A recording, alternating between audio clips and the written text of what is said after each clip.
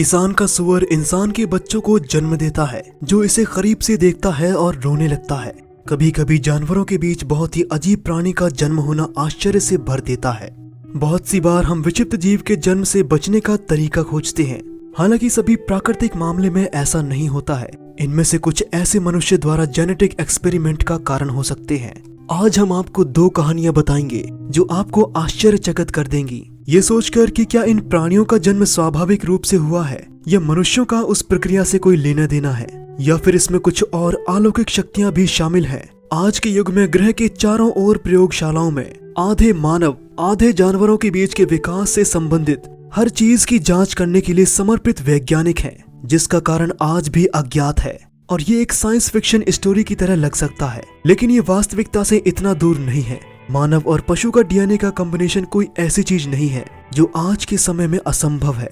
वास्तव में इस संबंध में पहले ही प्रयोग किए जा चुके हैं, जिसने आबादी के बीच कई तरह की बहसें छेड़ दी हैं, जिसमें शामिल नैतिक मुद्दों पर बहस की जाती है। कुछ लोग इन एक्टिविटीज से सहमत होते हैं, ये कहते हुए कि ये मानव की विकास प्रक्रिया के लिए फायदेमंद हो सकता है, जबकि दूसरे का दावा है कि ये अप्राकृतिक काम है जो मानवता के प्राकृतिक विकास के लिए खतरा है।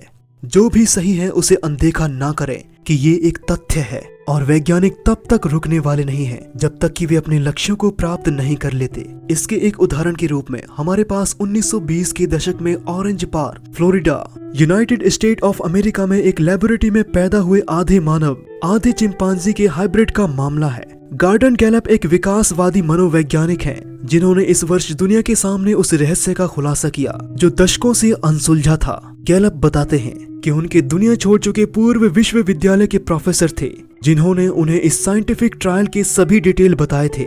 इसमें मानव और चिंपैंजी दोनों विशेषताओं के साथ एक हाइब्रिड का निर्माण शामिल था। ह्यूमंजी इस अप्राकृतिक मिक्स को दिया गया एक शब्द था। यह विचाराधीन प्रयोगशाला the Yerkes National Primate Research Center थी। मनोवैज्ञानिक ने एक और चौंकाने वाले रहस्य के बारे में बताया था, जो कि न केवल चिंपैंजी के साथ बल्कि इंसान और दूसरे बंदरों के साथ इंटरब्रीड कर सकता है। हमारी आज की पहली कहानी फिलीपींस के एक फार्म से शुरू होती है, जहां एक बकरी ने एक अजीबोगरीब दिखने वाले आधे सुअर आधे इंसान को जन्म दिया। जोसेफिन रैपिक एक 40 साल की किसान है, जिन्होंने अपना सारा जीवन उस छोटे से खेत में गुजारा जो उनके परिवार का था। उनकी सुबह रोजाना की तरह अपनी मुर्गियों से अंडे लेने, गायों का दूध निकालना और सुअरों और बकरियों को खाना खिलाने से शुरू हो जाती थी। उनकी दिनचर्या सामान्य रूप से चल रही थी, जब तक कि उनके बच्चों को खिलाने का समय नहीं हो गया, जिसके बाद उन्होंने जो देखा उससे वह बहुत डर गई थी। यदि आपको ये वीडियो पसंद आए तो हमारे चैनल को सब्सक्राइब करना और लाइक करना ना भूलें। उनकी एक बकरी ने एक रात पहले जन्म दिया था, जिसे प्यार से मौली नाम दिया गया था। उनके लिए ये बात हैरान करने वाली नहीं थी, क्योंकि जोसेफिन को पता था कि उनकी बकरी किसी भी क्षण जन्म दे सकती है। इसके बारे में वास्तव में जो चौंकाने वाली बात थी, वो जो मौली से पैदा हुआ था, वो एक सुअर और एक इंसान के बीच एक तरह का क्रॉस था। जोसेफिन के अनुसार ये सबसे भयानक जानवर है जिसे उसने अपने जीवन में कभी नहीं देखा। जोसेफिन को मौके से चीखते चिल्लाते हुए भागते देख उनके परिवार वालों को समझ आ गया था कि कुछ तो गड़बड़ है। चीख पुकार और आंसुओं के बीच जोसेफिन ने उससे कहा, हमारे खेत पर एक दानव है। उनका परिवार तुरंत ये देखने के लिए दौड़ा कि महिला किस दानव की बात कर रही है। उनकी तरह वे भी डरे हुए थे। उन्होंने इस अजीब से प्राणी के अस्तित्व की रिपोर्ट करने के लिए समाचार चैनल की ओर रुख करने में संकोच नहीं किया, जिसे वे सुपरनैचुरल चीजों का प्रोडक्ट मानते थे। इस गड़बड़ी को कैमरे में कैद करने के लिए न्यूज आउटलेट मेल ऑनलाइन मौके पर पहुंचती है। जैसा कि आप तस्वीरों से देख सकते हैं, छोटा बाल रहित जानवर अपने भाई की तुलना में बहुत बड़ा है, और उसकी चमकदार पीली गुलाबी त्वचा, सुअर की तरह पैर और यहाँ तक कि एक नाक भी है, जैसे कि यह एक इंसान का बच्चा हो। रेपिक ने समाचार आउटलेट को बताया कि इसे देखकर हम चौंक गए थे। हम ये नहीं समझ सकते कि ये कैसा दिखता है। हमारे सभी पड़ोसी हमारे घर इसे देखने के लिए वहाँ पहुँच रहे थे। दुर्भाग्य या सौभाग्य से निर्भर करते हुए बकरी और उसके 2 पिल्ले जन्म देने के कुछ दिनों बाद मर गए। इन सभी तथ्य ने क्षेत्र में रहने वाले किसानों के बीच दहशत और आतंक फैला दिया था, क्योंकि उन्होंने माना कि ये म्यूटेंट क्रिएचर एक राक्षस था, जिसने शहर के सभी निवासियों के लिए एक अभिशाप की घोषणा की थी। रेपिक ने कहा कि कोई नहीं जानता कि यह क्या है, लेकिन ये बकरी तो बिल्कुल भी नहीं है, यह डरावना है। हम सभी आश्चर्य करते हैं कि ऐसा क्यों हुआ और क्या ये दुर्भाग्य का शगुन है। लेकिन इस अजीब प्राणी के जन्म से जो दहशत पैदा हुई थी, उसके बावजूद विशेषज्ञों का मानना है कि बकरी को वास्तव में गर्भ में जेनेटिक म्यूटेशन का सामना करना पड़ रहा था। University of Philippines institute of animal science की डॉक्टर अगापिता साल्सिस ने कहा कि वीडियो के देखने के बाद उन्हें लगता है कि ये किसी तरह की जेनेटिक बीमारी भी हो सकती है। डॉक्टर साल्सिस ने कहा कि हो सकता है कि ये एक जेनेटिक म्यूटेशन का मामला हो कि माँ को मच्छर के काटने से रिफ्ट वैली बुखार नामक बीमारी हो गई है और इससे बछड़े का विकास खराब हो गया हो। विश्व स्वास्थ्य संगठन WHO के अनुसार रिफ्ट वैली फीवर RVF एक वायरल ज़ूनोसिस है जो मुख्य रूप से जानवरों को प्रभावित करता है। इसे दूसरी बीमारियों जैसे मलेरिया, टाइफाइड और पीले बुखार से अलग करना मुश्किल है। दूसरे जानवरों की तुलना में भेड़ बकरियों पर इसका ज्यादा प्रभाव पड़ता है। हालांकि सोशल नेटवर्क यूजर्स भी इस राक्षस के बारे में अपनी राय देना चाहते हैं।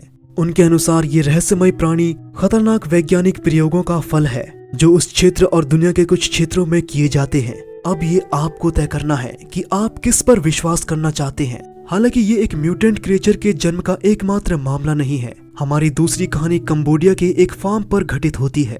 केओ एक 50 साल के किसान हैं जो हर सुबह अपने खेत पर जानवरों को खिलाने के लिए उठते हैं, खासकर सूअर जिसे वे अपना पसंदीदा मानते हैं। लेकिन उस सुबह उनके साथ कुछ बहुत अजीब हुआ।